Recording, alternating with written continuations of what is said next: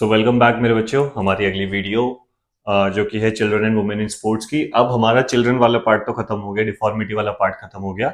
अब हम आ जाते हैं वुमेन पार्टिसिपेशन इन स्पोर्ट्स में।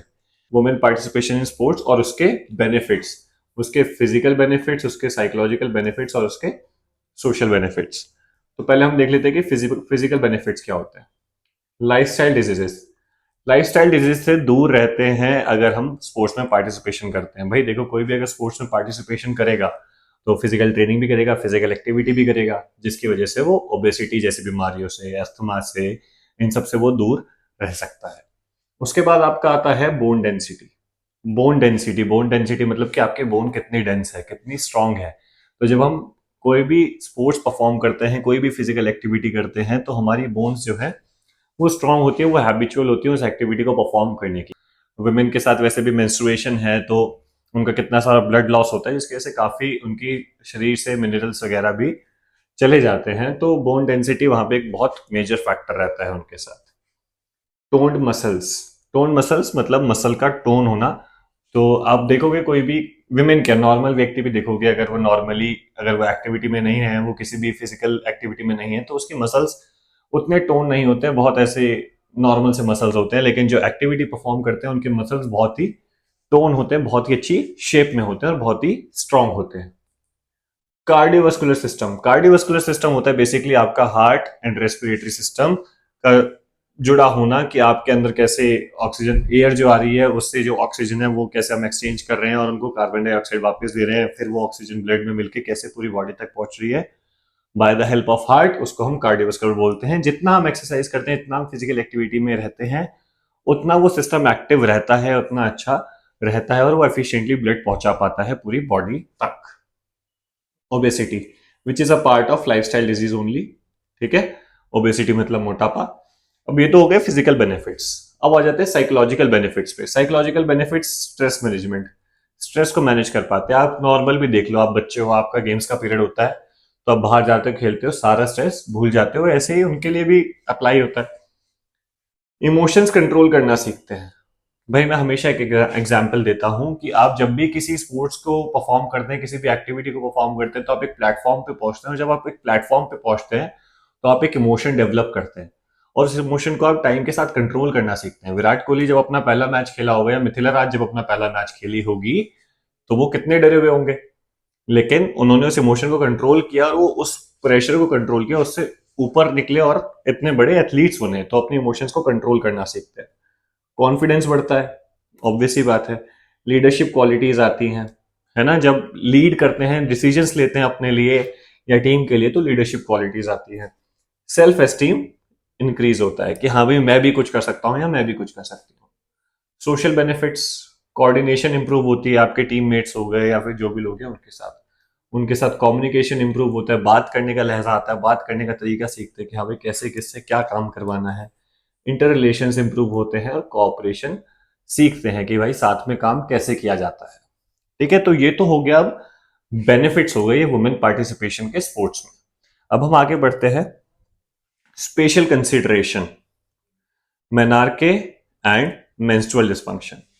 मेनार्के क्या होता है और मेंस्ट्रुअल डिस्फंक्शन क्या होता है? तो मेनार्के तो होता है जो फर्स्ट पीरियड्स होते हैं, फर्स्ट मेंस्ट्रुएशन होती है किसी भी वुमेन की, जो कि किसी भी 9 से लेके 8 से लेके 15 तक की एज के बीच में आ सकती है, उसको हम मेनार्के कहते हैं।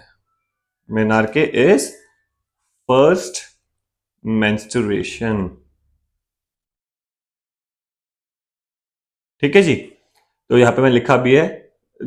और उसको और ज्यादा डिफाइन करना हो तो it is the point of sexual maturity for girls. It is the process in which female reproduction system matures. तो इसमें रिप्रोडक्शन सिस्टम मैच्योर हो जाता है ना, और जो बॉडी है प्रिपेयर हो जाती है प्रेगनेंसी के लिए। मतलब किसी विमेन के मेंस्ट्रुएशन होती है तो हम समझते हैं कि हाँ भाई ये प्रेग्नेंट हो सकती है। तो जो एवरेज एज है वुमेन के मेंस्ट्रुएशन स्टार्ट होने की, वो है 8 से 15 ईयर्स तक की एज में, उसको हम मेनार्के बोलते हैं। अब मेंस्ट्रुअल डिस्फंक्शन क्या होता है? तो जो मेंस्ट्रुएशन होती है उसकी जो फंक्शनिंग है उसमें कुछ भी प्रॉब्लम आना, प्रॉब्लम इन नॉर्मल फंक्शनिंग, ठीक है, उसको हम मेंस्ट्रुअल डिसफंक्शन कहते हैं। तो अब इसके 1 2 3 4 5 6 7 8 टाइप्स हैं। एक तो हो गया प्रीमेंस्ट्रुअल सिंड्रोम। प्रीमेंस्ट्रुअल सिंड्रोम होता है जिसको हम पीएमएस भी कहते हैं शॉर्ट में, पीएमएस। पीएमएस ये होता है मेंस्ट्रुएशन से पहले अनप्लीजेंट फील करना या फिर नॉसिया फील करना या फिर थकावट फील करना, ऐसे कोई भी इमोशन या ऐसी कोई फीलिंग डेवलप होना जो आपको इरिटेट करते हो या फिर अनकंफर्टेबल करते हो या आपको सेटिस्फाइड न रहने देती हो, वो होता है पीएमएस। उसके बाद आते हैं एमेनोरिया पे। एमेनोरिया होता है दो टाइप का, एक होता है प्राइमरी और एक होता है सेकेंडरी। तो प्राइमरी तो बेसिकली क्या होता है, जब सही एज पे, प्यूबर्टी की एज पे आपकी मेंस्ट्रुएशन स्टार्ट नहीं होती, उसको हम प्राइमरी एमेनोरिया कहते हैं। ठीक है, मतलब कि थोड़ा लेट स्टार्ट होती है, उसको हम प्राइमरी एमेनोरिया कहते हैं। एक होता है सेकेंडरी एमेनोरिया, ये काफी कॉमन होता है।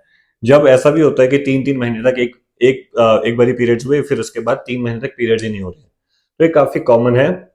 ये जरूर याद रखना है जी, सेकेंडरी एमेनोरिया जरूर याद रखना है। उसके अलावा आपका होता है डिसमेनोरिया। डिसमेनोरिया क्या होता है, बहुत ज्यादा दर्द होता है और क्रैम्प्स होते हैं मेंस्ट्रुएशन के दौरान। ठीक है, उसके बाद आपका होता है मेनोरॉगिया। इसमें क्या होता है, बहुत लंबे समय तक मेंस्ट्रुएशन ब्लीडिंग होती है। पॉलीमेनोरिया, इसमें क्या होता है, मेंस्ट्रुअल साइकिल वो 21 दिन से छोटी होती है। मेंस्ट्रुअल साइकिल क्या होता है, जैसे एक बारी पीरियड्स हुए, फिर उसके 30 या 35 डेज के बाद दोबारा पीरियड्स होने, इसके बीच के टाइम को मेंस्ट्रुअल साइकिल कहते हैं। जब इसका टाइम घट के 30 32 या 28 दिन की जगह 21 दिन या उससे कम हो जाता है, उसको हम पॉलीमेनोरिया कहते हैं। उसी का अपोजिट होता है ऑलिगोमेनोरिया। इसमें क्या होता है, 35 डेज जो साइकिल है लंबी हो जाती है, मतलब कि 35 डेज बाद पीरियड आते हैं। और एक होता है मेट्रोआगिया। इसमें क्या होता है, एबनॉर्मल ब्लीडिंग पैटर्न्स होते हैं, है ना, कभी ज्यादा कभी कम कभी मिस भी हो जाती है, ये सब। पोस्ट मेनोपॉजल ब्लीडिंग, मेनोपॉज कहते हैं जब मेंस्ट्रुएशन आनी बंद हो जाती है। एक एज होती है जब बुढ़ापा आता है, जब मेंस्ट्रुएशन बंद हो जाती है, उसके बाद भी अगर ब्लीडिंग होती है तो उसको पोस्ट मेनोपॉजल ब्लीडिंग कहते हैं। अब ये जानना क्यों था, जरूरी क्यों था, फीमेल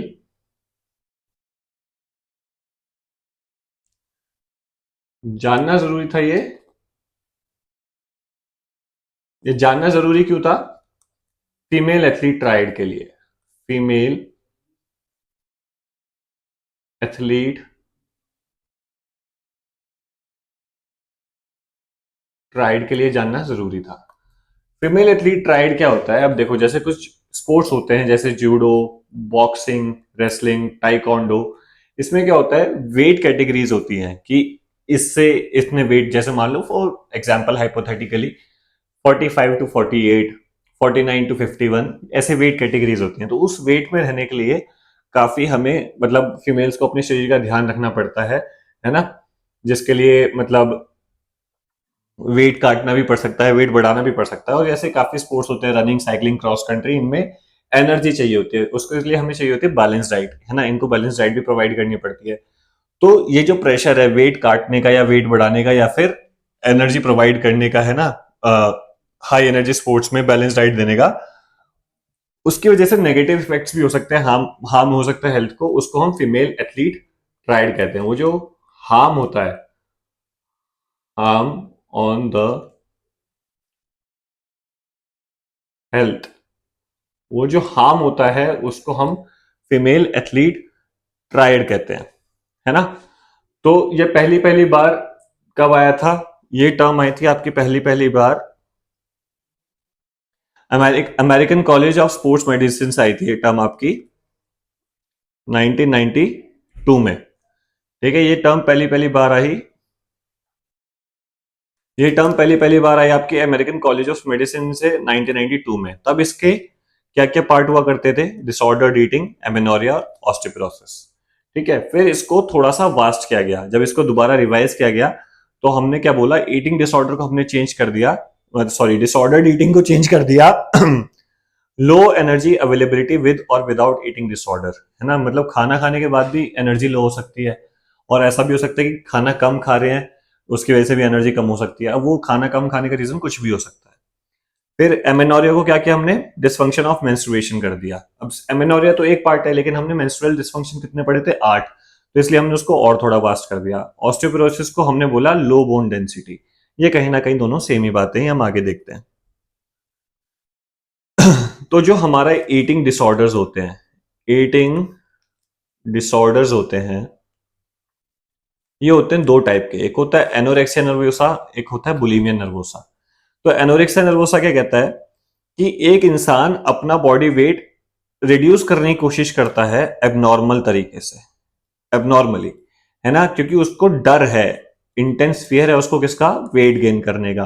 तो उसको वेट गेन करने का डर है, तो वो अपना बॉडी वेट बहुत एबनॉर्मल तरीके से कम करने की कोशिश करता है। जैसे कि लिए कि वो बहुत रिस्ट्रिक्ट अमाउंट में फूड खाता है, वो बहुत रिस्ट्रिक्ट अमाउंट में खाना खाता है, और अपने कैलोरी इंटेक को, अगर उसने कैलोरी इंटेक कर भी लिया है, तो वो वॉमिट करके बाहर निकालने की कोशिश करता है ना। कुछ लोग देखेंगे आपने मुंह में फिंगर्स डाल के वो खाने को बाहर निकालने की कोशिश करते हैं, या फिर वो ऐसे चीजों का यूज करते हैं जो कि ठीक नहीं है, जैसे लेक्सेटिव्स और ड्यूरेटिक्स।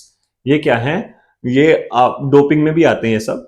इनको यूज करके खाने को बाहर निकालने की कोशिश करते हैं, जो कि इनका वेट कम रहे। तो इसमें क्या होता है, ये बंदा डरता है, इसलिए वो रिस्ट्रिक्ट कर देता है इंटेक को, वो पहले ही रिस्ट्रिक्ट कर देता है, और खाता है तो उल्टी करके निकाल देता है। वहीं बुलिमिया में थोड़ा सा अलग क्या है, इसमें बंदा बहुत ज्यादा खाना खाता है, ठीक है, अच्छा खासा अमाउंट में खाना खाता है, और उसका कंट्रोल नहीं होता ओवर ईटिंग पे। फिर वो, उसको याद भी आता है कि भाई मेरे को भी वेट कम करना है, तो फिर वो सारी चीजें करता है जो एनोरेक्सिया नर्वोसा में हो रही थी। तो एनोरेक्सिया नर्वोसा वाला तो खाता ही नहीं, वो रिस्ट्रिक्ट करता है, और इनकेस खा लेता है तो वो उल्टी करता है। बुलिमिया नर्वोसा वाला पहले तो बहुत ज्यादा खाना पी जाता है, उसके बाद वो गलत टेक्निक्स अपनाता है खाने को निकालने के लिए। ये होते हैं ईटिंग डिसऑर्डर्स, इसकी वजह से सही मात्रा में बॉडी में चीजें नहीं पहुंच पाती, न्यूट्रिएंट्स नहीं पहुंच पाते जो पहुंचने हैं। मेंस्ट्रुअल डिस्फंक्शन हम पढ़ चुके हैं, 8 टाइप के होते हैं मेंस्ट्रुअल डिस्फंक्शन। ये हम 8 टाइप के मेंस्ट्रुअल डिस्फंक्शन हम ऑलरेडी पीछे पढ़ चुके हैं, और उनके जो डिटेल्ड हैं वो आपको नोट्स में मिल जाएंगे। अभी तो ये स्लाइड्स बस आपको थोड़ा समझाने के लिए और याद रखवाने के लिए मैंने बनाई है। Low bone mineral density, bone mineral density जब लो हो जाए तो उसे लो बोन मिनरल डेंसिटी कहते हैं, जिसको ऑस्टियोपोरोसिस भी कहते हैं। ऑस्टियोपोरोसिस मतलब बेसिकली हड्डियां कमजोर होना मेंस्ट्रुअल डिसफंक्शन की वजह से, या फिर आप जब ईटिंग डिसऑर्डर करोगे। भाई देखो, तीनों चीजें आपस में कनेक्टेड है।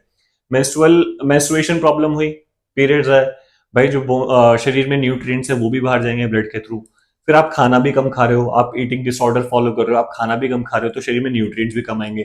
तो हड्डियों में जान कहां से रहेगी, हड्डियों को तो न्यूट्रिएंट्स चाहिए, विटामिन डी चाहिए, कैल्शियम चाहिए, फास्फोरस चाहिए, वो सब तो मिलेगा ही नहीं, खाने के थ्रू ही तो मिलता है, वो सब मिल नहीं पाएगा। तो हमारी क्या होगा, मिनरल डेंसिटी बोन की कम हो जाएगी, उसको अपने मिनरल्स नहीं मिलेंगे, जैसे कि कैल्शियम, फास्फोरस और आपका विटामिन डी एटसेट्रा। तो इससे क्या होगा कि बोन बहुत फ्रेजाइल हो जाएगी, कमजोर हो जाएगी, है ना, और बोन के स्ट्रक्चर में भी दिक्कत होगी, जिसको हम लो बोन मिनरल डेंसिटी कहते हैं।